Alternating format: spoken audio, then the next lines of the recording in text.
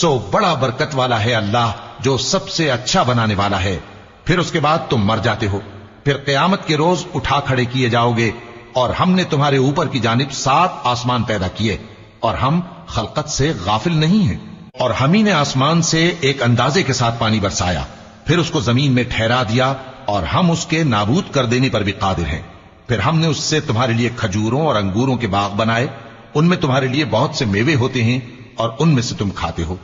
اور وہ درخت بھی ہم ہی نے پیدا کیا جو طور سینا کے دامن میں ہوتا ہے، یعنی زیتون کا درخت کہ کھانے کے لیے روغن اور سالن لیے ہوئے اگتا ہے۔ اور تمہارے لیے چوپایوں میں بھی عبرت ہے کہ جو ان کے پیٹوں میں ہے اس سے ہم تمہیں دودھ پلاتے ہیں، اور تمہارے لیے ان میں اور بھی بہت سے فائدے ہیں، اور بعض کو تم کھاتے بھی ہو، اور ان پر اور کشتیوں پر تم سواری بھی کرتے ہو۔ اور ہم نے نوح کو ان کی قوم کی طرف بھیجا تو انہوں نے ان سے کہا کہ اے قوم، اللہ ہی کی عبادت کرو، اس کے سوا تمہارا کوئی معبود